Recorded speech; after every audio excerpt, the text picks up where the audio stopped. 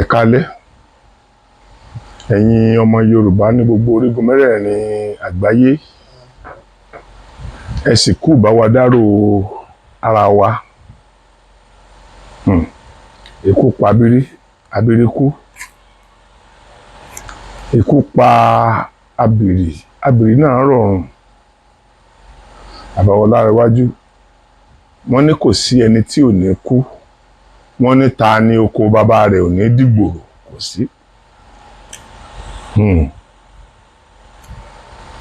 Ọmọ wa Tọ́lání Kọ́dírì Oyèbánjí tí gbogbo yín mọ̀ sí Sisi Quadri, òun náà wálé ayé tiẹ̀, ó ti lọ báyìí.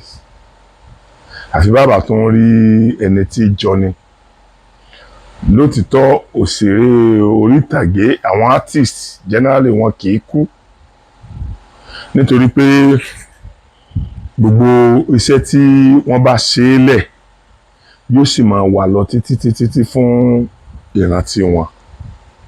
Mo wá bẹ Ọlọ́run, mo bẹ oníṣẹ́ ńlá Ànábì Muhammad kó dákun kí wọ́n bá wa fi ọ̀run kẹ́ ọmọ náà. Iwájú tó kọjú sí, k'Ọlọ́run má jẹ́ kó bàjẹ́. Èyí tó fi sílẹ̀, k'Ọlọ́run má bàjẹ́ fún. K'Ọlọ́run Olódùmarè kó bá wa rọ àwọn òbí ẹ̀, ìyàwó àtọmọ, k'Ọlọ́run bá wa rọ wọ́n lójú. Àwáyé ikú ò sí o. Gbogbo wa tá a wáyé, gbogbo wa náà là á lọ. Torí ìdí èyí, níwọ̀n àgbàgbà tí kálukú wọ ọba ti mọ̀ pé ìgbà báyìí ló máa yá, ẹ jẹ́ ká ṣe dáadáa. Gbogbo ẹ̀yin ìmọ̀ràn lè máa wò pé ọmọ yẹn ẹnu ẹ̀ mú. Gbogbo ẹnikẹ́ni tó bá súnmọ́ Sisi Quadri yóò mọ̀ pé ọmọ alálùbáríkà ni. Mi ò pọ́nlé nítorí pé ó ti kú. Mi ò pọ́nlé. Tí èèyàn bá ṣe dáadáa, mo kàn lè sọ pé ó ń tọ̀ ń kú. Mi ò ní sọ pé ó ṣe dáadáa kò ṣe dáadáa. Ṣùgbọ́n ọmọ eléyìí ọmọ tó ṣe dáadáa ni. Bẹ́ẹ̀ ṣe rí yẹn, ó máa ń gbé ìwà yẹn wọ̀ nígbà tó bá fẹ́ wọ, tó bá dúró síwájú kámẹ́rà ni. Ìwà ẹ̀ tutù bí àdàbà ni. Kò sí ẹni tí ò lè dọ̀bálẹ̀ fún. Kò sí ẹni tí ò lè dọ̀bálẹ̀ fún. Ọmọ náà, kí Elédùmarè kó bá wa tẹ́ sí afẹ́fẹ́ rẹ̀. Ẹ̀yin ọmọ Yorùbá, ẹ dákun, ẹ jọ̀ọ́ níbikíbi tí ẹ bá wà, ẹ bá mi fi àdúrà ran Sisi Quadri lọ́wọ́. K'Ọlọ́run Olódùmarè kó má ṣe ní èrò ná. Gbogbo àṣedéédé rẹ̀ níwájú Ọlọ́run, k'Ọlọ́run bá mi fagilé. K'Ọlọ́run ó wo ti àwọn èèyàn tó ti ẹ̀ dùn nínú nílé ayé yìí. K'Ọlọ́run bá mi dùn nínú sàárè. K'Ọlọ́run Olódùmarè kó má dẹ̀ kí ikú yẹn ó jẹ́ àkúfà lórí ọmọ, lórí aya, lórí mọ̀lẹ́bí nínú ìdílé wọn. K'Ọlọ́run má jẹ́ kó jẹ́ àkúfà. Ẹ ṣé gan ẹ̀yin ọmọ Yorùbá, mo dúpẹ́ lọ́wọ́ yín.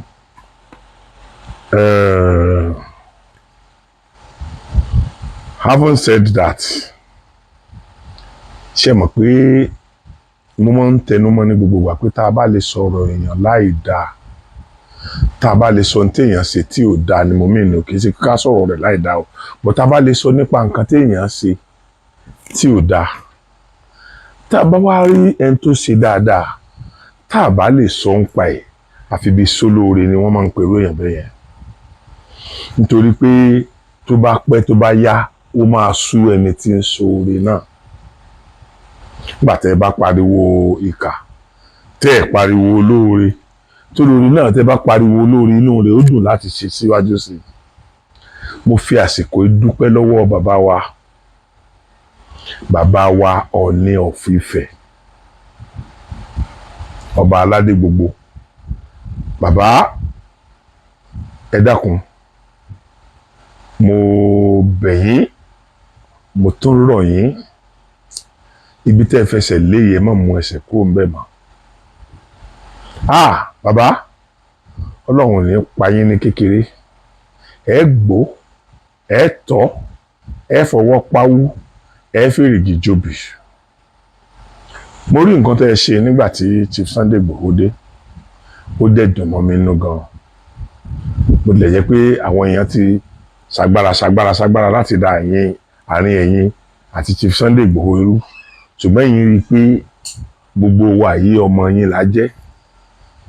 a lè ṣe àti ṣe èyí náà lẹ́ẹ̀mọ̀ tọ́ wa sọ́nà pé ẹ tẹ́wọ́ gba Chief Sunday Igboho bàbá ọlọ́run a máa ṣe àlékún àsìkí lọ́lọ́run máa bá mi ṣe fún yín.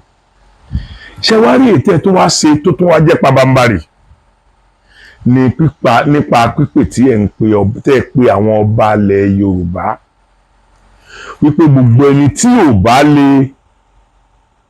kò bá lè ṣe ohun tó tọ́ gẹ́gẹ́ bí ọba, gbogbo ẹni tó bá ń sá fún tradition Yorùbá nítorí ó jẹ́ Kìrìsìtẹ́nì tàbí ó jẹ́ Mùsùlùmí, ẹni kó kúrò ní ọba. Bàbá irú wọn ti díù láti kúrò nínú ipò ọba ti pẹ́, irú gbogbo wọn ti díù. Mi ò fẹ́ mọ́ ṣépè ni torí mi kì í bú ọba, èmi kì í rọ́ba fín. Nílẹ̀ Yorùbá ìwọ tó o bá ti mọ̀ pé o ò lè ṣe nǹkan tí wọ́n ń ṣe nínú ọba, má kúkú jọba. Ṣé ọ̀ràn wà ń bẹ̀ ni? Ṣé dandan ni kẹ́ ẹ jọba ni? Ṣé yẹn ń jẹ méjì pọ̀ lábá àlàdé ni? Nígbà tó jọba tó tún wẹ̀ wúre. Ó ti mọ̀ pé o ti rí n tó o fẹ́ nínú ẹ̀sìn Kìrìsìtẹ́nì, kí ló wá débi ọba. Ó ti mọ̀ pé o ti rí n tó o fẹ́ nínú ẹ̀sìn Mùsùlùmí, kí ló wá débi ọba. Gbogbo tí wọ́n pè ní ọba, àwọn alálẹ̀ ni wọ́n jọ ní iṣẹ́ papọ̀. Gbogbo ọba tí ò bá ti fẹ́ kálálẹ̀ ò bínú sóhun, tí ò bá fẹ́ máa ṣàṣìṣe lórí oyè, ó gbọ́dọ̀ ṣe nǹkan tí àwọn bàbá wa ṣe kí wọ́n tó jọba. Àti ẹ̀wà kan ọ̀rọ̀ pé bí kò nǹkan kan mọ́ báyìí. Nígbà táwọn bàbá wa ṣe lójú méjèèjì, ẹni tó bá gba ẹlòmíì á gba ọ̀nà ẹ̀rú ṣùgbọ́n kò ní jáde ń pèbí, ibẹ̀ ni ó kù sí. Ìpèbí ti di nǹkan tí wọ́n ń fi owó rà ń sìn. Wọ́n ẹlòmíì wọn babaláwo ò tiẹ̀ dífá mọ́. Mo ti rí àwọn ọba tó jẹ́ pé wọ́n ànáǹsì ẹ̀ lénìí, wọ́n dẹ̀ gbọ́ pa àṣẹ fún lọ́la. Ẹ dákun, ṣé irú ọba yẹn ṣé ìpè bí ọjọ́ kan ló wọ̀ ni? Ìpè bí 24 hours bí 12 hours ló wọ̀. A wà ní àsìkò irú ọba bẹ́ẹ̀ yóò tu ìlú lára. Ṣé bí kí àsìkò ọba lè tu ìlú lára, ó ní wọ́n fi gbọ́dọ̀ ṣe gbogbo orò tó yẹ kó ṣe nígbà tí wọ́n bá wọ ìpèbí. Ṣùgbọ́n ìwọ wá wò ó nítorí pé o ti lọ́lá, o ti nípò, o ti jẹ́ Kìrìsìtẹ́nì kan tí wọ́n ń wò lókèlókè, o ti jẹ́ Mùsùlùmí kan tí wọ́n ń wò lókèlókè. O believe pé o lè bá wọn ṣe ìṣẹ̀ṣe. Tó o bá lè bá wọn ṣe ìṣẹ̀ṣe kì í ṣe dandan náà. Kì í ṣe dandan náà. Bàbá wa Ọọ̀ni tilé Ifẹ̀ náà, Christian làwọn náà, wọ́n sì ń lọ church. Gbogbo tí ń jẹ́ ìṣẹ̀ṣe ní ilẹ̀ Oòduà ni wọ́n ń bá wọn ṣe. A sọ pé tó bá máa ń kírun àní mọ́ lọ kírun, tó bá máa ń lọ sí mọ́ church àní kó má lọ. Ṣùgbọ́n gbogbo tó jẹ mọ́ ìṣẹ̀ṣe lórí tó jọba lé, o gbọ́dọ̀ ṣe tó gbọ́dọ̀ yanjú. Tó o bá ti ṣe, òfin kó bá àwọn tó jọba lé lórí ni. Ìgbà yẹn ni ìlú kì í túbà tí ìlú kì í túṣẹ. Tí ìlú ò bá wá túbà tí ò túṣẹ, àwọn fámìlì ti ẹnìkan kọ́ ni ó máa jẹ nínú ìyà yẹn, gbogbo aráàlú ni ó máa affect. Torí ìdí èyí, bàbá inú mi dùn fún pípè tẹ pé àwọn lọ́balọ́ba wípé ẹni tí ò bá ti lè ṣe traditionally kó kúrò ń bẹ̀ kó tó di pé a máa yẹ̀yẹ́ wọn. Ẹ rí i pé èmi kì í yẹ̀yẹ́ ọba. Tí wọ́n bá ti ń bú ọba, èmi mọ oríṣiríṣi ọ̀rọ̀ lèmi máa ń sọ fún yẹn tó bá bú ọba. Ṣùgbọ́n ojú mi ti ń sálẹ̀ sí pé àwọn ọba kan dìsáàfù ìbú. Àwọn ọba kan wọ́n dìsáàfù ìbú. Torí ìdí èyí, bàbá wa, mo dúpẹ́ lọ́wọ́ yín gidigidi o. Mo dúpẹ́ o, Ọlọ́run ò ní bá ayọ̀ yín jẹ́. Ojú ò ní tì yín bí ti wù kó mọ́. Ẹ̀yin èèyàn, gẹ́gẹ́ bí mo ti ń ṣe ń sọ lọ, wọ́n ní yìnyín ni kẹ́ni sì mí. Ọ̀pọ̀lọpọ̀ àwọn olóṣèlú ni ò ṣe dáadáa. Béèyàn bá ṣe dáadáa yóò rí dáadáa. Béèyàn bá ṣaburú, aburú náà ni ó kàn. Olóṣèlú tó bá ṣe dáadáa ó rí dáadáa gbà, èyí tó bá ṣe aburú ó rí aburú gbà. Tá a bá wá ń sọ̀rọ̀ àwọn tó ń ṣe aburú náà, a máa sọ̀rọ̀ àwọn tó ń ṣe dáadáa. Ẹ dákun, ẹ̀yin èèyàn, ọmọkùnrin kan wà tí èmi ti mọ̀ wọ́n ti pẹ́. Wọ́n wà ní Ogun West Senatorial District. Gbogbo wa la mọ̀ wọ́n. Wọ́n ti ń ṣe dáadáa ti pẹ́. Senator Yayi ti ń ṣe dáadáa ti pẹ́. Láti ìgbà tán ti ń ṣe senator wọn lẹ́kọ̀ọ́ ni wọ́n ti ń ṣe dáadáa. Ẹ dákun torí Ọlọ́run. Ẹ jẹ́ ká sọ pé báyìí ni gbogbo àwọn senator ń ṣe. Ìṣẹ́jú kan àti díẹ̀ ni mo fẹ́ fi nǹkan tí ẹni yẹn ṣe ni mo fẹ́ fi hàn yín. Ẹ dákun ẹ dúró ẹ wò.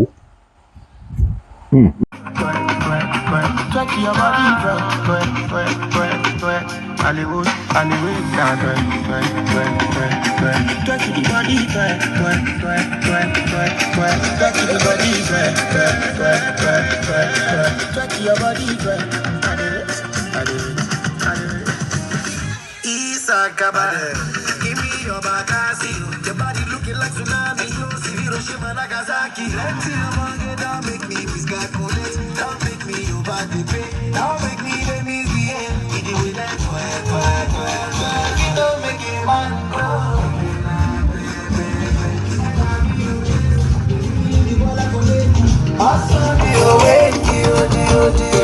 All I see the way I'm on this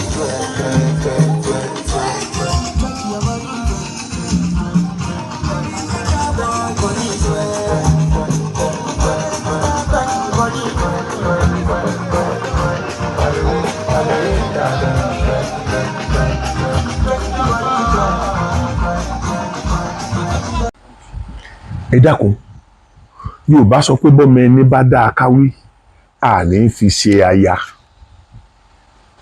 Kí sínétọ̀ kan wò sọ̀sọ̀sọ̀sọ̀ gbogbo ń tẹ́ ẹ wá rí yẹn kó jẹ́ pé nǹkan tí òun nìkan fẹ́ dá pín fún àwọn ará senatorial district ẹni.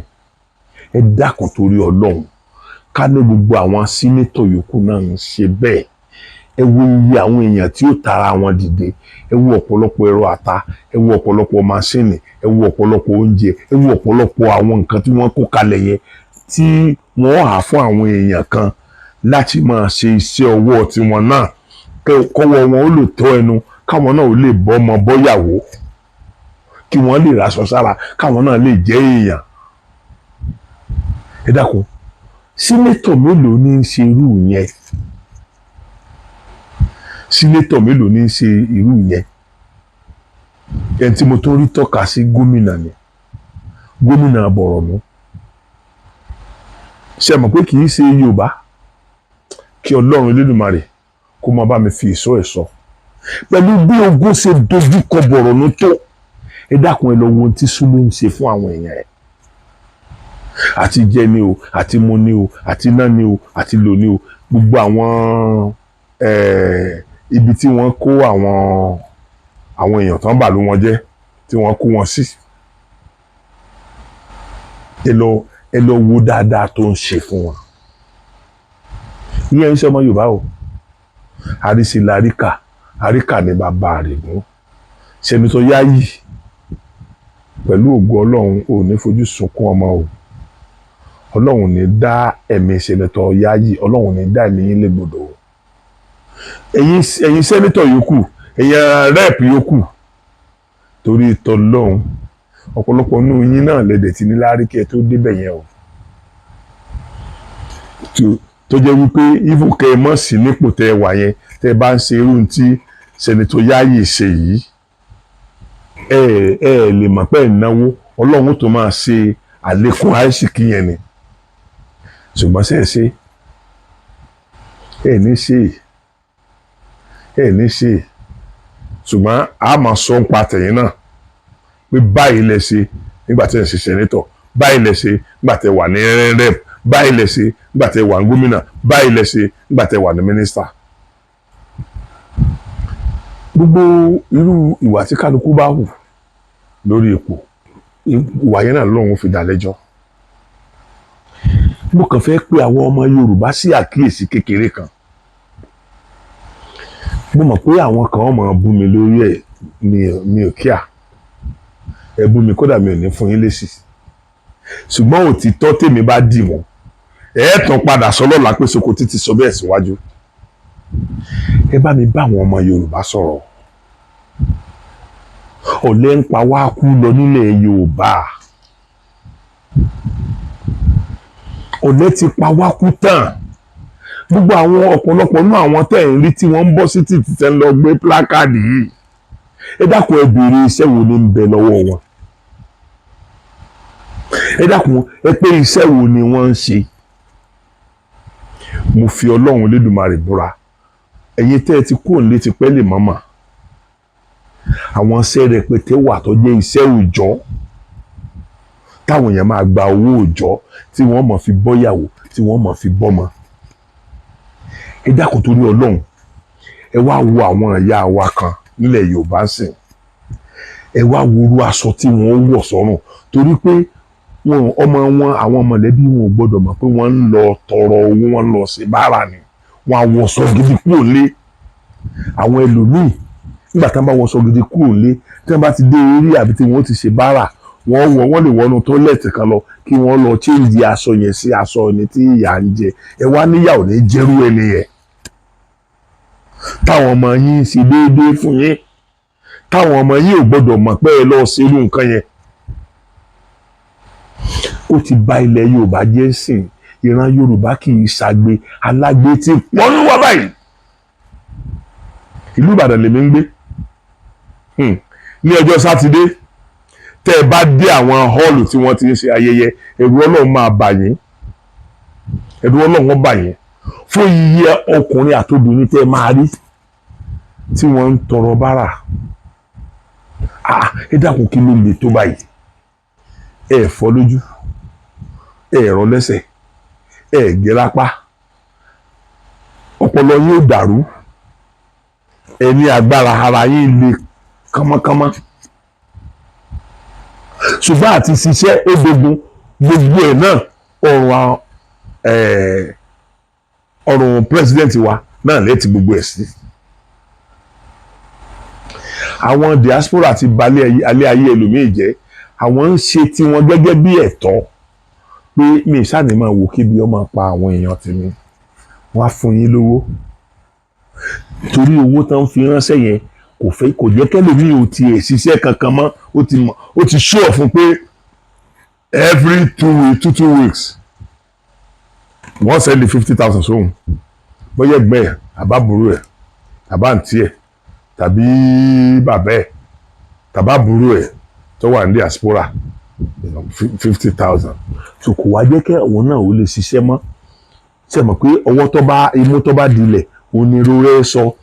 Níjọ́ tí àwọn opponenti Aṣíwájú Bọ́lá Ahmed Tinubu bá wá àwọn tọ́wọ́ wọn dilẹ̀ tí wọ́n ó lò láti máa discredit ìjọba yìí, àwọn ni wọ́n ó rí. Ìgbà tí àwọn ń ṣe rálì òfò káàkiri yẹn, àwọn ẹgbẹ́ wọn kan wà níbi tí wọ́n ti ń ṣiṣẹ́ bíríkìlà tí wọ́n ń bá wọn rò sókè. Àwọn ẹgbẹ́ wọn kan wà níbi tí wọ́n ti ń fi sọ́fẹ̀ bu yanrìn sínú típà tán ti ń lòdò típà. Ó ní iye tí wọ́n ó rè lójúmọ́ tí wọ́n ó rè mú wálé. Iye tí wọ́n ó rè mú wálé yẹn, ìyàwó àtọmọ wọn ó jẹ, wọn ó tún rí owó díẹ̀ save. Ẹ lè rí kí àwọn èèyàn bá wọn pariwo. Ní òlòdì sí pé tí ìnira bá wà ká sọ̀rọ̀ ká jẹ́ kí gọ́fúmẹ̀ntì ọmọ pé gọ́fúmẹ̀ntì ìnira wà o. Torí tá a bá ń rẹ́rìn sí wọn náà ní gbogbo ìgbà, wọ́n á rò pé inú wa dùn, wọ́n á rò pé àwọn sì ń ṣe dáadáa ni. Kò sí tó burú nínú ká sọ. Ṣùgbọ́n ẹ ti wá sọ di sẹ́ni ìsìn àwọn gọ́fúnà tí pírẹsidẹ́ǹtì ń fún ní owó subsidy tí wọ́n yọ, tí wọ́n ń pín owó ńláńláńlá kún iye tí wọ́n ń fún wọn tẹ́lẹ̀. Ọ̀pọ̀lọpọ̀ àwọn gọ́fúnà yẹn àárí nǹkan kankan kiri pàtó tuntun tá a lè pé ni wọ́n ń fowó yẹn ṣe.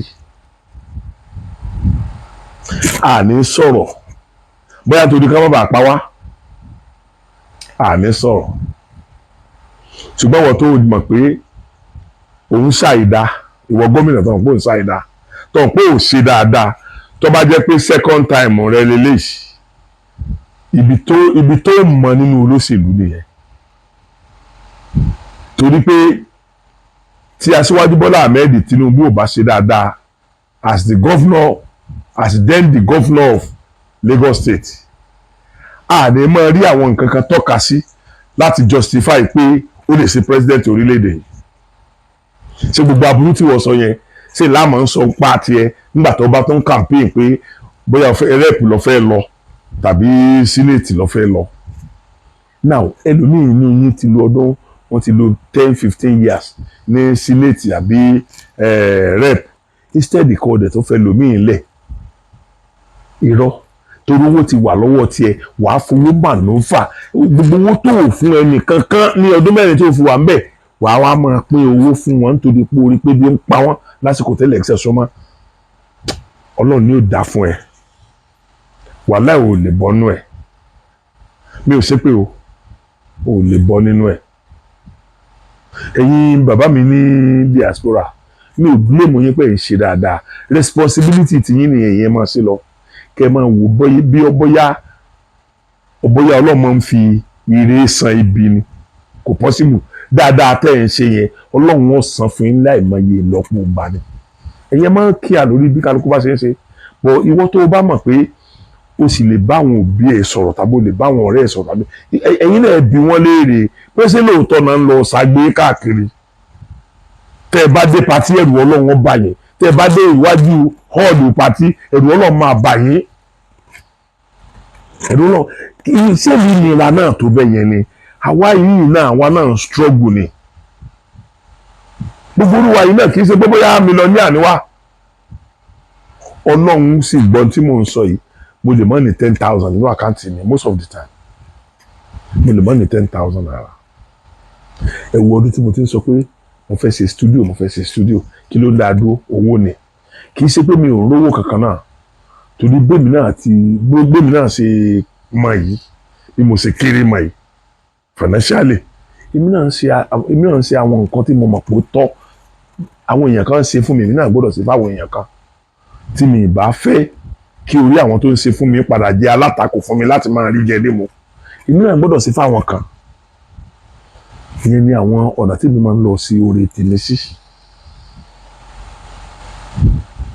ìyẹn ni àwọn ọ̀rọ̀ tí mo máa ń lọ sí orí tèmi sí so àwọn ọmọ Yorùbá ẹ jẹ́ ká ẹ má jẹ́ kí wọ́n lò wá o ẹ má jẹ́ kí wọ́n lò wá o ebi tó ń pa wá ní òjì kárí náà rí ọ̀pọ̀lọpọ̀ nǹkan tí Aṣíwájú Bọ́lá Ahmed ń ṣe lábẹ́nú o mo sì ń fi àsìkò yìí dá yín lójú pé nǹkan yìí díẹ̀díẹ̀ ni o ṣe pé Aṣíwájú Bọ́lá Ahmed ti approve state police báyìí ẹ wá sọ fún mi pé nǹkan yòókù ò ní tẹ̀lé àwọn nǹkan yòókù á tẹ̀lé ṣùgbọ́n nígbà tó bá ti jẹ́ pé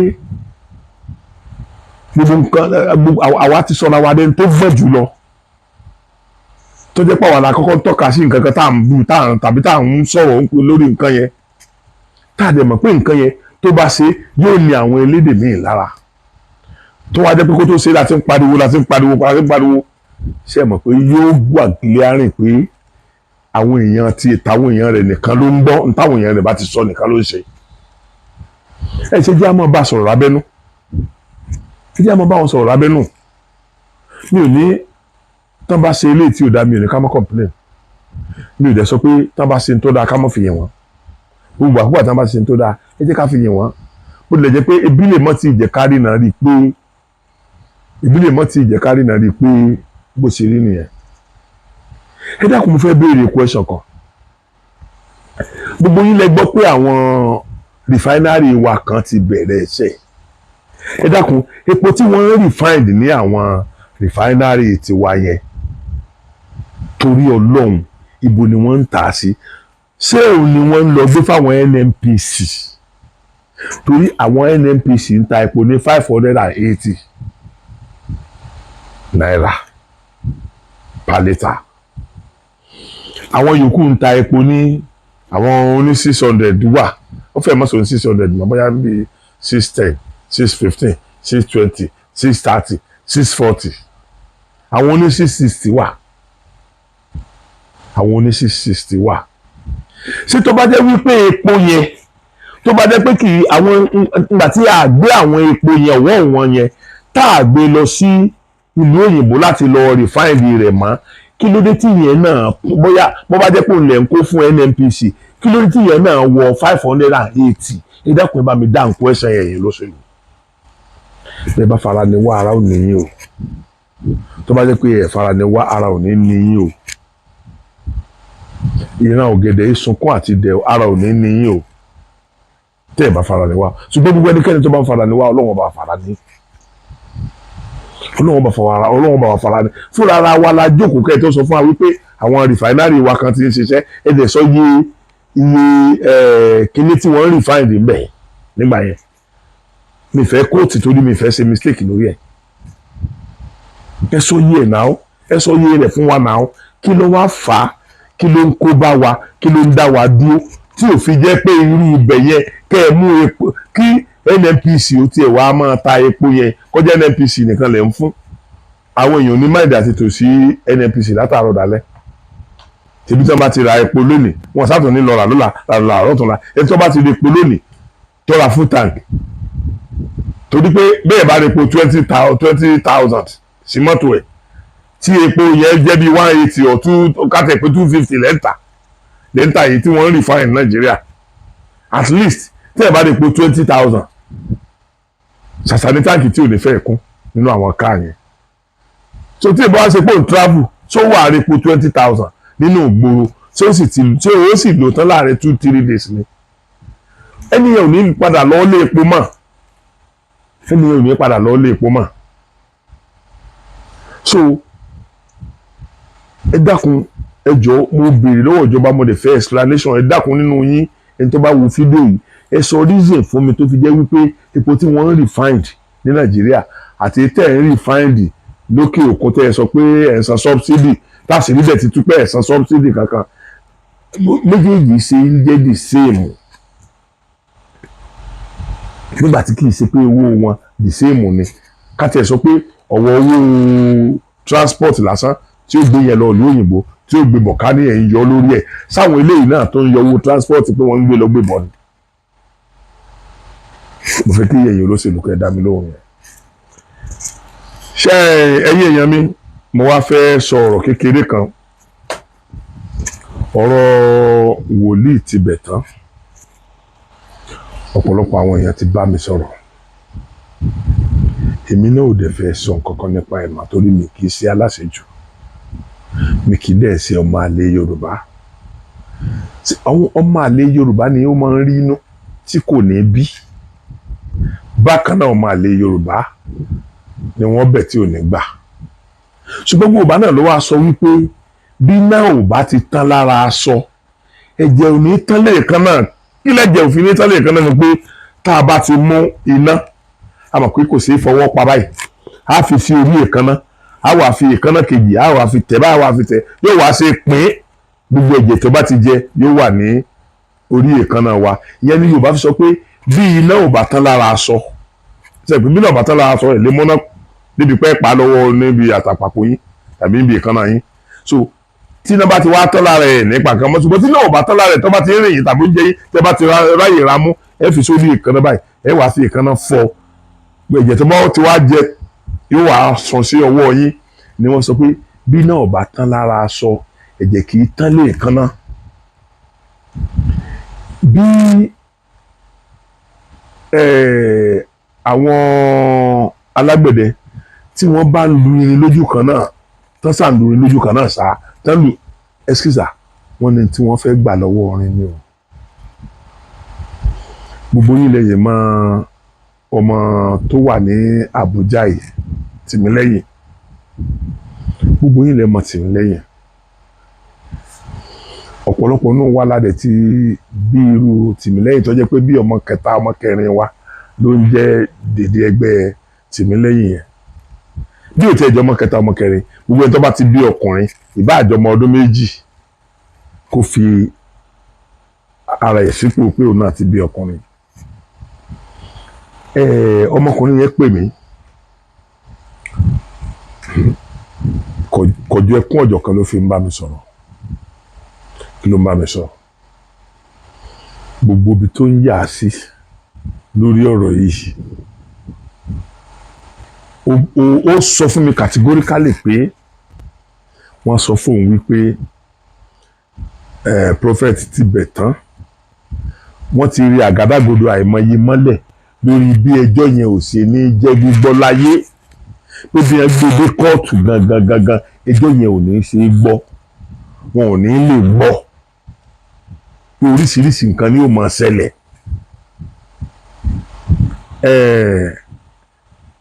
Èmi náà dẹ̀ nígbàgbọ́ nínú ẹ̀ nítorí pé gbogbo àwọn ìgbésẹ̀ tó ń gbé lórí ọ̀rọ̀ ọmọkùnrin yẹn láti rówó ẹgbà torí Ọlọ́run wọn ò rí gbà, gbogbo ẹ̀ pàbó ló já sí. Gbogbo ọ̀pọ̀lọpọ̀ advice tẹ fún wa kọ́ lọ bí báyìí gbogbo ẹ̀ náà ló ń try, kò tí ì sí kankan tó bọ́ sí. Owó yẹn sì ń bẹ lọ́hùn, a sì gbọ́ pé ẹni yìí ń ṣoògùn orí oríṣiríṣi àgádágodo mọ́lẹ̀ káàkiri lórí pé kẹjọ yẹn sára bẹ́ẹ̀.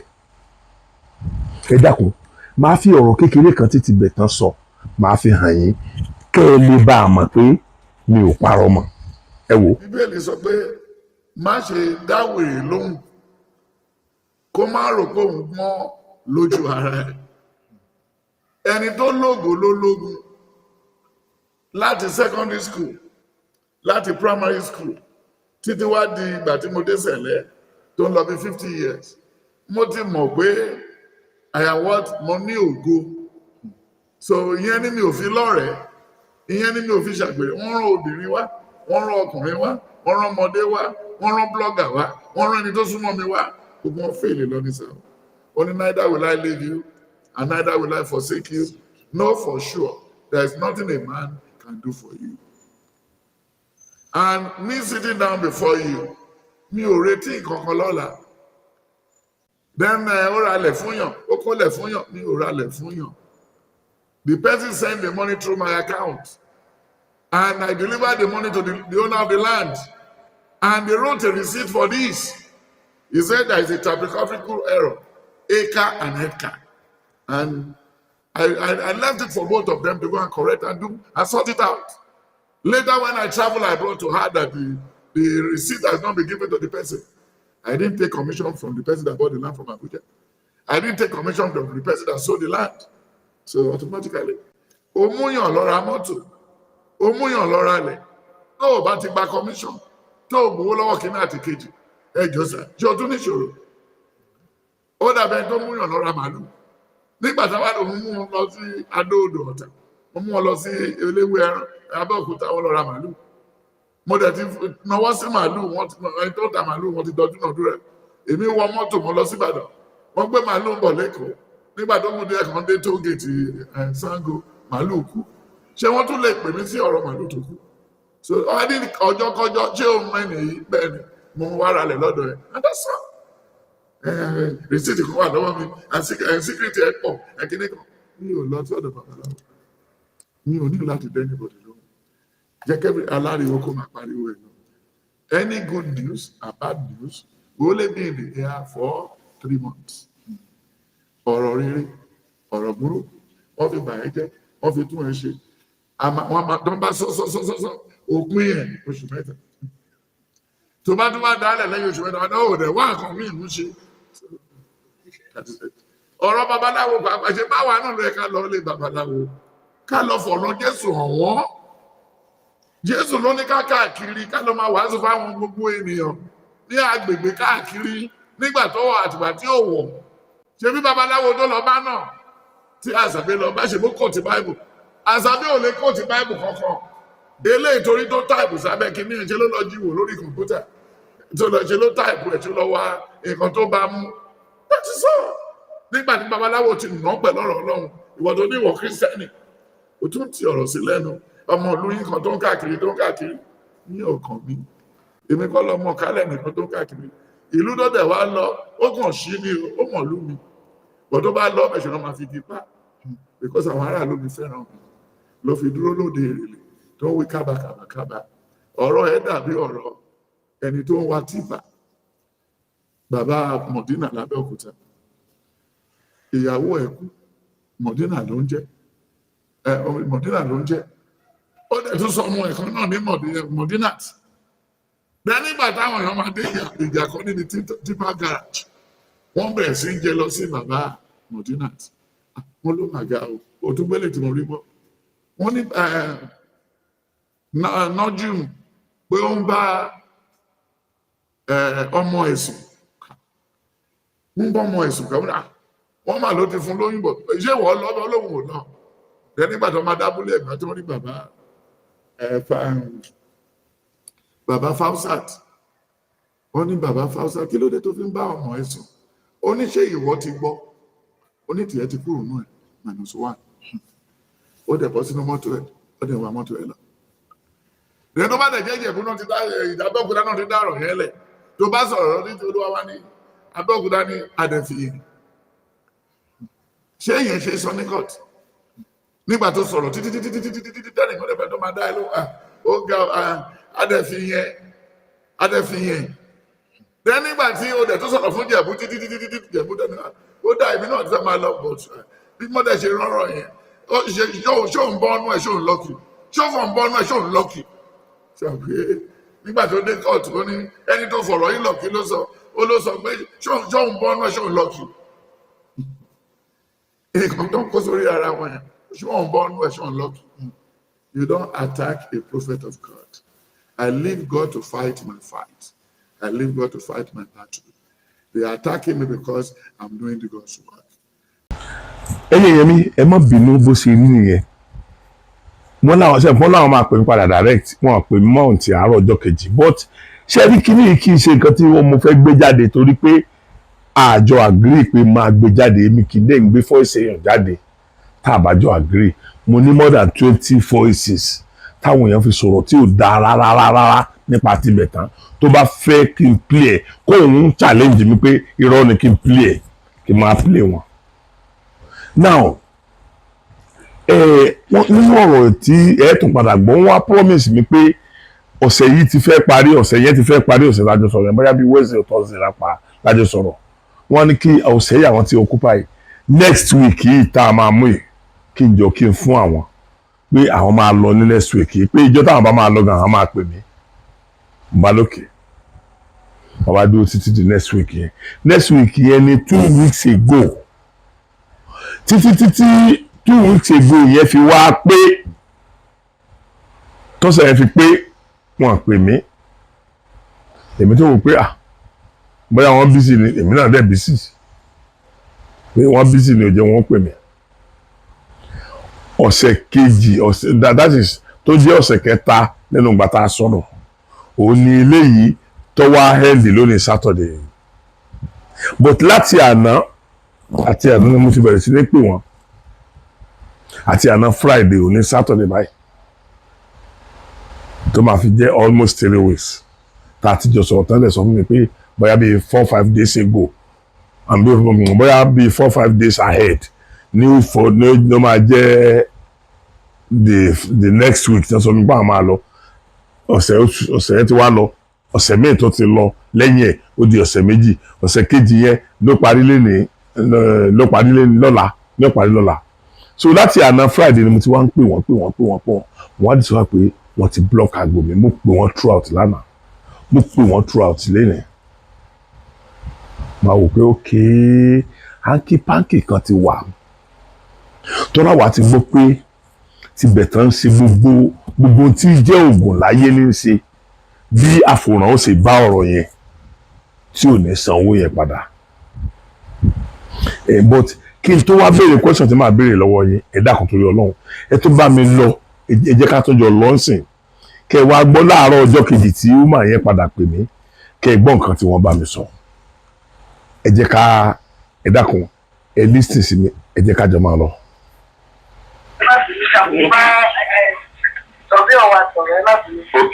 Ẹjọ́ kọ́kọ́ cross mind ní fi ṣe kí láàárọ̀. Ṣé mo lè bẹ ẹ̀yin náà níṣẹ́ kan tà? Okay ma. Ṣé so possible ni mo how close you are to Asabi. To Asabi. Mo rí pé kìí ṣe ìnìkan ló máa ń gbọ́ ìtàkùn. Mo close ma Asabi gan. Ẹjọ́ ẹ̀dẹ̀ bẹ́ẹ̀ pé kò jọ nítorí Ọlọ́run yìí ṣe wọ́n pé nǹkan tó wà láàrin òun àti Marcus ó pọ̀ ju nǹkan tó wà láàrin Marcus àti Timilehin. Timilehin ìjọba ìdè wọ́n báwo ni ìbò ṣe máa ń pè one strike kó gbowó ẹ̀ ọmọ ọlọ́mọ máa bá tiẹ̀ lọ. Ẹ gbọ́ ọmọ ọlọ́mọ gbowó ẹ̀ fọmọ bá tiẹ̀ lọ. Ṣùgbọ́n kì í ṣe ẹ̀yìn nìkan ló ń gbọ́ ìṣòro dáwé. Àìjẹ́ mọ̀ pé ẹ̀yìn ọ̀dọ́ oníkàlùkù sì I want to assume pé Marcus has set on many tools. So everybody is looking how to attack him and perhaps him chemical. Ìyẹn correct, you are right. Bí mo ṣe sọ fún yín láàrọ̀ tí mo kà ní bílẹ̀dì, ó ní báyìí ní kejì ẹja ìjà ẹ̀, àṣírí ẹ̀ ní kejì ẹ̀ ni wọ́n gbọ́dọ̀ tú. Títí ló sọ pé ká má bára wa jà, mo sọ pé àlè disagree. Ẹ̀ ó ní àṣírí káṣírí tó bá wà láàrin wa, àdìtú. Bí mo ṣe sọ̀rọ̀ àwọn obìnrin mẹ́ta yẹn fún yín lánàá. Eré àwọn mẹ́tẹ̀ẹ̀ta kù. Because they break the law of God. Wọ́n wà láyé, wọ́n dàbẹ̀ tí ò sí láyé náà ni. Gbogbo popularity, gbogbo ipò ńlá, gbogbo nǹkan tó lọ fún wa àgbàtà tó mú wọn kí àwọn mẹ́tẹ̀ẹ̀ta gbéraga síra wọn. God Ọlọ́run tó ní ó lè ẹwọ ilé àti ilé àárọ̀ yìí. Grace ńlá kọ̀ọ̀kan lápòsí kìíní kan tí wọ́n èèyàn fọ́tà ìsinmi rẹ̀. Nǹkan tí èèyàn ò lè fún wa lọ náà fún ìyàn àti ilé àárọ̀. A sọ̀rọ̀ lálẹ́ àná tí lè sọ̀rọ̀ láàárọ̀. A tún lè jí. So, jẹ́ purpose wọn ẹ̀ kàn bẹ́ẹ̀ pé I know he's angry. Ní máa dẹ́gbà Marcus náà sọ náà máa bínú ọmọ máa fa gbàgbà pariwo kìíní kan ó lè gbọ́mọ yẹn sọ. I think they can shift the sword. Ṣé bá pè é kẹ́kẹ́ tó jù lọ pé wá? Ṣé mo èmi mojú bàbá tí mo lọ bá lọ? Mo mọ̀ pé our take minutes of energy and sweat to get pipe down. Cherry, because gbogbo ó tún lọ sọ́dọ̀ blogger ó lọ sọ́dọ̀ blogger. Ètò ẹ̀ máa dàbí owó tí ò ní tán lẹ̀. Ẹ ṣe rí mọ̀. Kódà ó ti bá inú pẹ̀lú ẹ̀ tíjọ sọ̀rọ̀ láàárọ̀ yìí. Ẹ rí i pé mo sọ fún yín pé àwọn ọ̀rọ̀ kan wà tí mo sọ pé gbogbo bá tún lè le tó ọ̀gbọ̀n sọ́jà ní. Ṣé rí mọ̀? Ọlọ́run nínú rẹ̀ bóyá mú sọ fún àwọn nǹkan tẹ̀ ń rí yẹn. Wọ́n lọ yọ ètè mi náà àwọn fídíò kan tí mo ṣe yẹn. Ó ti tó àwọn ẹ̀bí mẹ́rin àbí márùn-ún tá yọ tá lọ lò lórí kìíní tiwọn. Lẹ́yìn episode 3 tó release yẹn kò tí ì ṣe anything wàláì kò ì ṣe anything. Àwọn èèyàn kan wọ́n máa ń lọ fi kíní yẹn torí pé wọ́n rí pé kíní yẹn went viral wọ́n rí pé máa. Ẹ máa gbọ́ ara ọkọ mi ò èmi ò mọ̀ pé wọ́n fún wọn lówó lórí YouTube àti orí social media tó bá ṣe lọ́kàn. Láti fíìsì yẹn ló jẹ́ kí n mọ̀. Lọ́jọ́ kan tí mo bá dúpẹ́ lọ́wọ́ àwọn kan tó ń fún lówó pé òun ti rí ó lọ resign kúrò tó ti ṣiṣẹ́ 9 to 5 job. Lóòrùn ṣe full time kìíní kan ló ṣe ń sìn lórí YouTube. Wọ́n ní àwọn onígbàgbọ́ àwọn ọmọ tẹ wá. Báwọn sọ wọ́n fún ìyàtọ̀ bá lọ sórí wọ́n ní àmọ́ mi ìkúṣù mà. Wọ́n ní wọ́n fún wọn lọ́wọ́ mọ́ ní bóyá torí ìyẹn pẹ̀tẹ́sì àti bá lè bẹ̀rẹ̀ pé kó sọ fún wọn pé kó ẹgbà tó bá. Ẹ máa gbọ́ àwọn yẹn ò ní sún à ń sọ fún àwọn kan fi ń gbé àwọn kan sọ bí ẹni pé kìnnìkan tó ń ṣẹlẹ̀ lórí íńtánẹ́ẹ̀tì lọ́wọ́ bá báyìí jásẹ̀lẹ̀ láàrin lágbájá àti lágbájá wọ́n ṣe kíní kan ẹ̀fọ́ tí lágbájá sọ. Bọ́n ṣe báwo olórí burúkú ṣe máa ń ṣe nìyẹn ibò bó ṣe mọ̀ pé gbogbo àwọn èèyàn tó yẹ kó lọ gbọ́ nǹkan yẹn lórí òrìjínálì lórí ti ẹni tó ṣe nǹkan yẹn gangan ọ̀pọ̀lọpọ̀ ọ̀dọ̀ tiwọn ni wọ́n ti gbọ́. So ọ̀dọ̀ tiwọn dáadáa ti gbọ́ yẹn ni kí ló ń korúkọ YouTube máa calculate àwọn èèyàn tó wò láti bẹ̀ àti advert tá rọrùn lórí ẹ̀. Èso ọ̀gbà ìyàrá ọlọ́mọ máa jẹ́ kéèyàn ṣe oní social media. Wàláì wàláì bọ́. ẹ ti ṣẹ̀ wá báyìí. wàláì kò mọ tí o ti ìmù. mi expect ẹ block mi. ìjọba àtọ̀jẹ́ pé mi ni mo sẹ́ndì ẹ̀ sí pé à wo lórí burúkú ìwo nǹkan tó ń sọ pé ó lọ gbé iṣẹ́ tiwa òun fi ń pawó fún sí orí YouTube tẹ̀ èmi ni mo sẹ́ndì ẹ̀ sí àṣàbí gan pé kó wò ọ̀pọ̀lọpọ̀ náà lọ́ba jẹ́ pé ẹlòmíì ni ó sẹ́ndì ẹ̀ sí kì í mọ̀ gbàgbá máa ṣe wọn ń sọ fún wa wọn nígbà excuse lọ́wọ́ yìí. ẹgbẹ́ mẹ́jọ kó gbà wà wẹ́wọ́ fọ́jẹ̀tì ìwà ìyẹ́wọ́ kiri ni o. láìláì. Tẹ̀mákìtò ní gọ́fẹ́ fi tajà ní àwọn ọmọ náà. láìláì wọ̀ nígbè so èmi pẹ̀lú àtúnṣọ̀rọ̀ ibò tá a bá sọ̀rọ̀ tán mo lè rìkọ́ọ̀dù kan tẹ́lẹ̀ pẹ̀lú ìbájọ́ sọ kí n sẹ́ndì ẹ̀ sí kẹ́lẹ́ mọ̀ fún bá pé nítorí gbogbo wa ń ṣe àkànṣe rẹ̀dẹ̀rẹ̀dẹ̀ lánàá mo sọ fúnra mi pé ilẹ̀ ṣú lẹ̀ mọ́ ọlọ́jà kan gbàgbé tó bá máa ṣe tó látòní yìí nǹkan tó dáa ni kó máa ṣe o because ẹ̀rọ olóhùn bá mi kan ta o ẹ̀rọ tó bá I have seen things in even surrounding my life tí mo ti rí kó yẹ kí n bẹ̀rù ọlọ́run then the Bible also allow ó fi àwọn òye kan yé wa pé àwọn tí kò yẹ kéèyàn máa ṣe ọlọ́run. nǹkan méjì dà bíbélì kan sí pé ẹ̀mí búburú láti ọ̀dọ̀ ọlọ́run pàdé sọ̀rọ̀. mo ní ṣé bí ọlọ́run ló lọ fẹ́ má ní ibi tó jókòó ẹ̀gbẹ́ jẹ́ gbogbo wa jọba kí ló wá ṣe fún tó ìjẹ́ tó tún jẹ́ kẹ́mi búburú wà náà ṣé ibi yẹn kan ó fún bá àgbà rẹ̀ lórí. so ìjọba I am not a religious person. I am a Christian. Just a Christian. I don't even go to church anymore. But I go for our prayer. Lórí kọ́ máa káwọn máa ná. I am a Latin. So àwọn yẹn ló fi àtìlànà. I have made my comment. So orí online náà ti wo service mi gbàgbọ́ méje Sunday. Títí dàgbò mẹ́sàn-án àbọ̀ máa tẹ̀ máa lọ. Ọlọ́run á dẹ̀ gbàdúrà. Báyìí gbọ́, ó lè pẹ́ ní á gbọ́.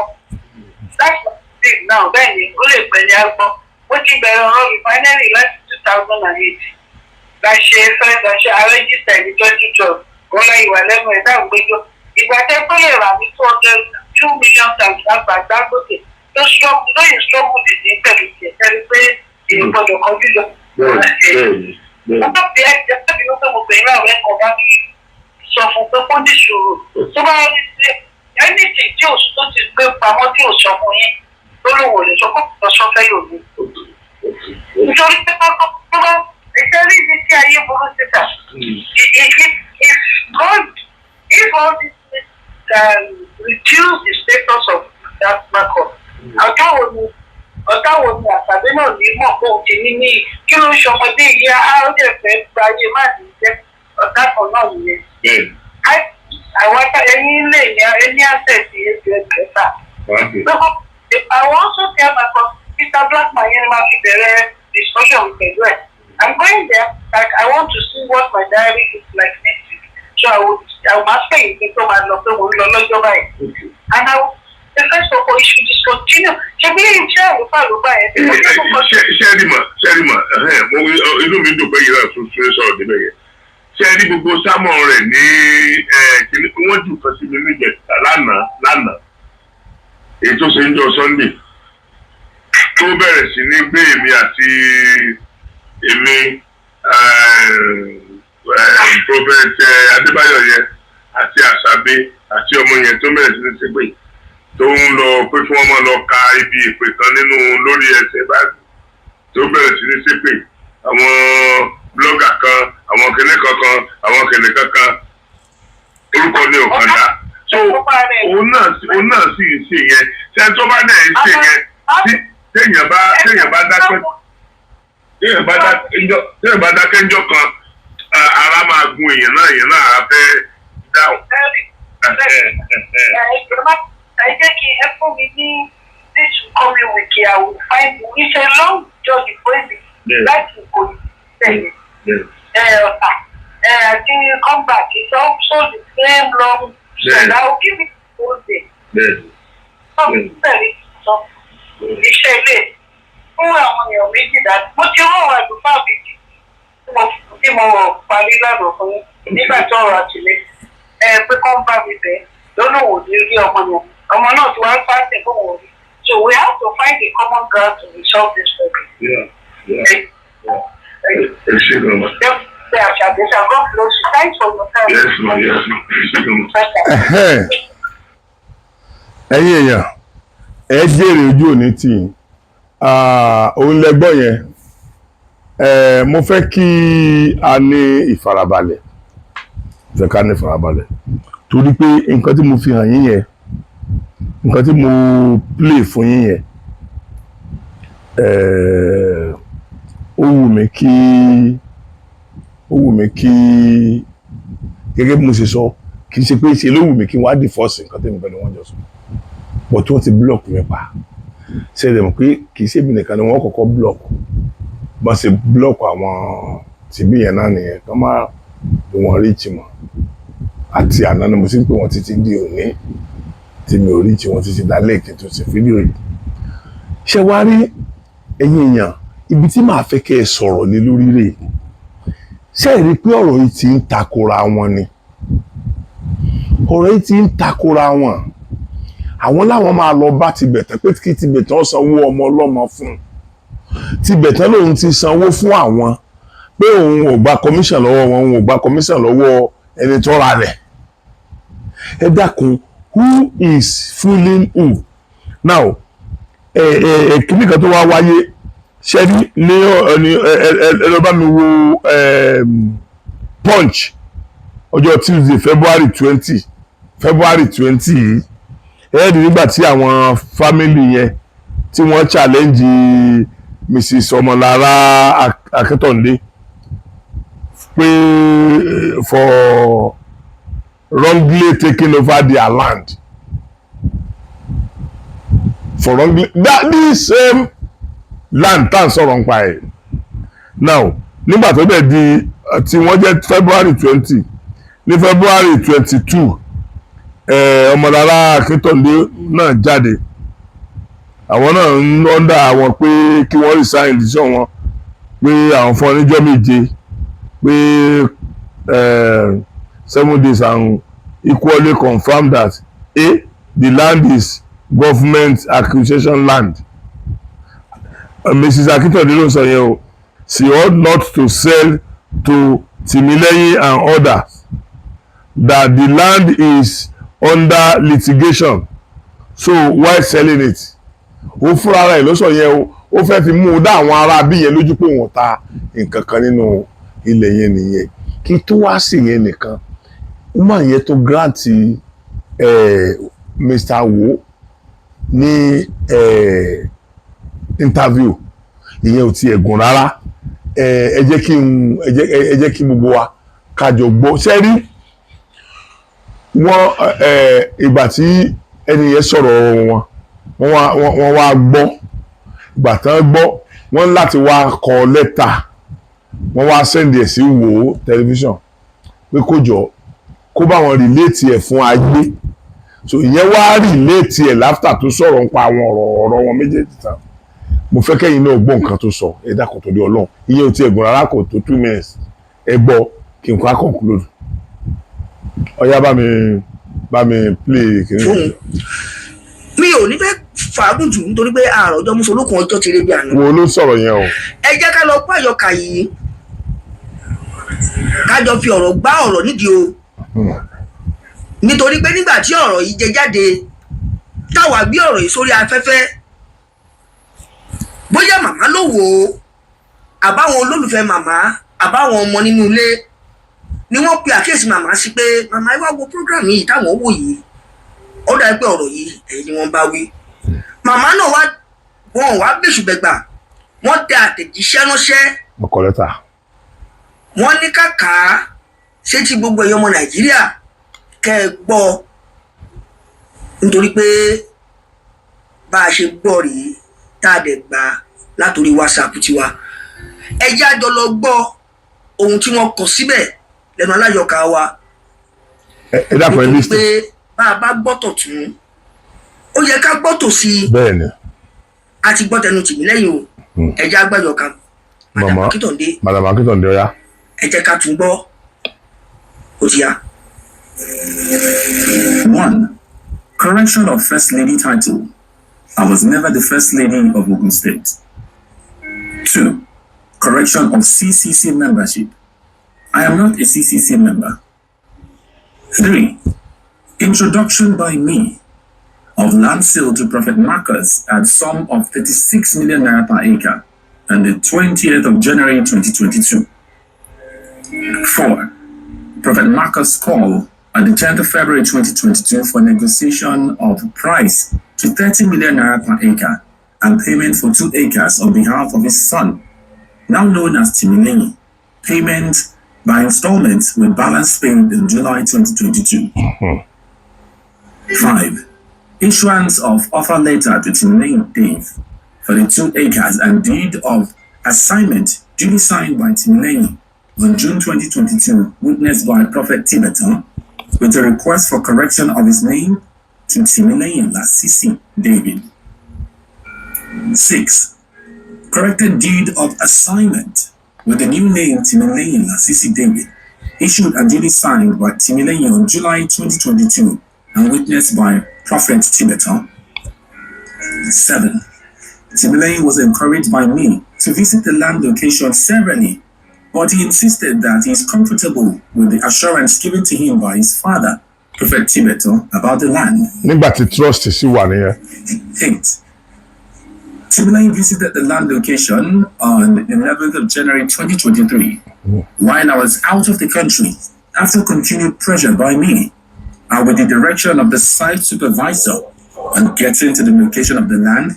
He refused to enter the site office out of anger Torí kò mọ nǹkan tẹ́ ẹ dẹ sílẹ̀ ń bẹ̀. for getting to the location. 9.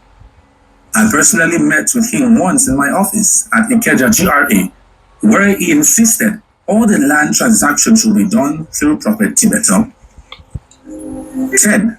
Ògo Tibetan sì mú ń gbà yẹn. His mind after his visit, as the site location is currently remote, and decided to ask for reduction of original price. Hence, his claim for 5 acres for the money he already paid. The fact. 11. Timilehin claims of no receipt or document is false. Not allowed to visit the land location is false. Not permitted to engage a lawyer for the transaction was his choice. I have evidence of his WhatsApp message. And claim of threats to life is false. In conclusion, the Yoruba adage says,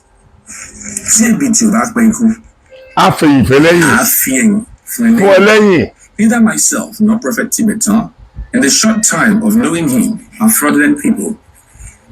I will implore Timilehin to give peace a chance and allow the mediation being arranged by his lawyer by some elders to take place.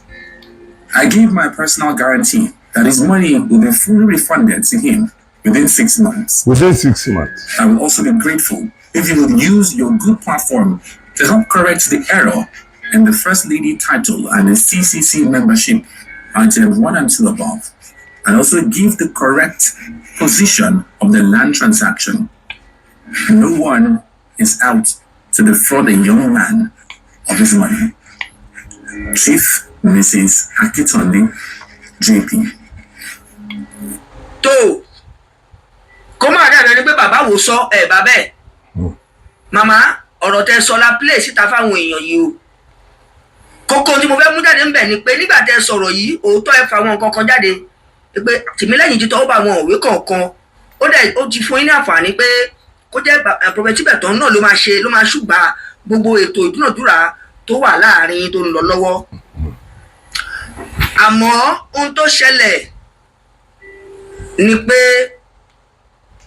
nínú ìwé yìí àyọkà tí wọ́n kà yìí gẹ́gẹ́ bí àdéhùn ẹ máa gbọ́ láàrin oṣù 6 owó yìí á jẹ́ dídá padà gbogbo ọmọ Nàìjíríà ló ń rọ̀ yìí ọ̀rọ̀ 2022 là ń sọ yẹn o. ìrírí iṣẹ́ o wípé ohun tẹ́ ẹ sọ kìkan ṣe pé kàn sọ lásán ẹ̀yin lẹ́yìn sọ ọ́ tẹ́ ẹ wí jáde látẹnu yín àmọ́ àwọn èèyàn ti gbọ́ tí wọ́n dẹ̀ tán kókó tí wọ́n fi ṣe àbí kan wọ́n fọwọ́ lẹ́rán wọ́n fẹ́ mọ̀ bóyá gbà máa ṣe tó wí tàbí ò ní rí bẹ́ẹ̀. ṣe. Oṣù mẹ́fà máa pé ní January February o. January February of last year ni o. ìgbà tẹ́ kọ̀wé yìí. January February last year March ọdún ìlàwà yìí o. ìpè owó yìí máa jẹ́ sísọ. ká pajú ẹ̀ dé sí oṣù kìíní oṣù kejì ọdún tó ń bọ̀. Tìmílẹ́yìn náà ti ṣetán láti gbowó ẹ o kẹ́yìn náà wá ṣe gẹ́gẹ́ bí ìlérí yín tí ẹ ti ṣe. ẹ ṣe now ẹ dákun ẹ̀yin èèyàn mi ẹ̀yin ọmọ Yorùbá ẹ wo bí ọ̀rọ̀ yìí ṣe wọnú ara wọn lọ ẹ dákun nínú Tìmílẹ́yìn àti Mrs. Akintounde torí Ọlọ́run ta lówó wà lọ́wọ́ rẹ̀ gangan then who is deceiving who ẹ dákun ẹ là mí lóye torí kò yé mi báyìí tó bá jẹ́ pé àwọn méjèèjì ni wọ́n lórúkọ rere bẹ́ẹ̀ni ṣe ń gbọ́ àwọn méjèèjì náà ń parọ́ lójú tèmi torí nínú àwọn ọ̀rọ̀ tí a kọ́kọ́ gbọ́ ìyá ẹ̀ sọ wípé wọ́n ti sanwó ó ní wọ́n san lẹ́ẹ̀mejì wọ́n kọ́ wọ́n san ẹ̀sọ́ mẹ́ntálì lẹ́ẹ̀mejì ta náà san fún síbò náà san fún so ẹnìyẹn náà ní òun ti sanwó òun ò gba kọmíṣẹ̀ lọ́wọ́ wọn òun ò gba kọmíṣẹ̀ lọ́wọ́ èkejì ó túmọ̀ sí pé owó yẹn ti wọlé sọ́dọ̀ wọn bó nígbà tí wọ́n tó ń bá wa ẹ̀mí sọ̀rọ̀ yìí sì wọ́n tó láwọn lọ bá Tibetan pé kó jọ kó san owó bọ̀bọ̀ yìí ẹ dákun who is fooling who nínú àwọn méjèèjì ta ló ń parọ́ gan-an ìdí tí mo fẹ́ bẹ̀ mí ẹ̀yin alábíàmọ ayé rè Tibetan ṣe oògùn gan lórí bí ẹjọ́ yìí ó ṣe dàrú ẹ wò láti 2022 títí di sẹ́yìn ibẹ̀ ni màá ti rọ ẹ̀yin alábíàmọ ayé ẹ̀yin ìyá wa àjẹ́ ẹ̀yin bàbá wa oṣó ẹ̀yin bàbá wa lẹ́bọ̀ lóògùn ibi tí wọ́n pa ó wà ibẹ̀ náà ni wọ́n gbà ó wà apart from oríṣiríṣi tí wọ́n ṣe sí ọmọ yẹn bẹ́ẹ̀ náà ṣe sí èmi àti Gbénga náà o ṣùgbọ́n tí ò jẹ gbì kò ní kú gbì ṣùgbọ́n ó dá mi lójú pé ẹ̀yin tó ní agbára times 10 ní Tibetan wà tí Tibetan bá ní ọ̀nà tí níbì kan ẹ̀yin tẹ́ ẹ lè sí ọ̀nà yẹn wà ẹ dákun torí Ọlọ́run gbogbo yẹn bá wa ní ìfọwọ́sowọ́pọ̀ kí ọmọ ilé yìí lè rówó ẹgbà kí ọmọdé yìí lè tẹ̀síwájú pẹ̀lú iṣẹ́ rẹ̀ owó tí kì í ṣe owó kékeré 71 million naira 71 million naira Ọlọ́run gbọ́ mi ní parọ́ fún yín mi ìdá 20,000 mi ìdá 20 million nínú àkáǹtì rí mi ìdarí mi ìdáná lérí tó wáyé ni pé mo fẹ́ ṣiṣẹ́ owó kan wá láti ibì kan bóyá ni mo ìdá 10,000 naira ní tó jẹ́ tèmi lẹ́ẹ̀kan náà nínú àkáǹtì mi rí àwa ń sọ̀rọ̀ 71 million naira èyí alábíàmọ ayé ẹ dákun torí Ọlọ́run mo fẹ́ kẹ́ bá mi síjú àánú owó ọmọ yìí gbogbo ọ̀nà tí ẹ bá gbà pé ẹ̀yin náà lè bá wa gbà tí ọmọ yóò fi rówó rẹ̀ gbà ẹni tó bá fẹ́ pè mí ẹ pè mí ẹni tó bá fẹ́ tẹ àtẹ̀ránṣẹ́ ẹ tẹ̀ tẹ bá tẹ̀ tí àtẹ̀ránṣẹ́ yín bá yẹ mọ́ kí n pè yín láti lè jọ sọ̀rọ̀ màá pè yín ẹ dákun gbogbo ẹ̀yin babaláwo ayé gbogbo ẹ̀yin àfáà ayé gbogbo ẹ̀yin pásítọ̀ ayé gbogbo ẹ̀yin rẹ́fẹ̀rẹ̀ndì ayé ẹ má jẹ́ kápá ọ̀tá ọ̀ká wà ẹ má jẹ́ kí apá ọ̀tá ọ̀ká èmi ẹ má jẹ́ kí apá ọ̀tá ọ̀ká Gbénga ẹ má jẹ́ kápá ọ̀tá ọ̀ká Tìmílẹ́yìn gbogbo ọ̀nà tẹ́ wàá gbà ràn wá lọ́wọ́ tí Tìmílẹ́yìn ò fi lówó rẹ̀ gbà Ọlọ́run ní jẹ́ onírà fún yín ọmọ ọlọ́mọ tó ti bá ọ̀fúdásì tó ti bá ìlú ayé rẹ̀ débi ipò nírú kan bẹ́yẹn ṣé kó mọ́ wá padà tọrọ jẹ ni Ọlọ́run Olódùmarè kó mọ̀ jẹ́ kí àpadà ṣe burúkú ọba Tibetan bá ọmọ yẹn bí àpadà sí burúkú ò sí ní bá ọmọ tìyín náà àpadà sí burúkú ò ní bá Tìmílẹ́yìn. Ẹ dákun torí Ọlọ́run gbogbo ohun tí kálukú bá lè ṣe láti bá wa dá sí ọ̀rọ̀ ẹ̀ tí ọmọ yóò fi rí owó rẹ̀ gbà ojú òní tí ń tà wí ò lójú tí o wọ́n lòun kàn ń ṣe àgádágodo ń rì mọ́lẹ̀ káàkiri oríṣiríṣi àmì àjù sínú ilẹ̀ èmi à lọ jù sínú odò èmi à lọ jù sínú òkun lórí bí ẹjọ́ yóò ṣàṣe rà tó bá wá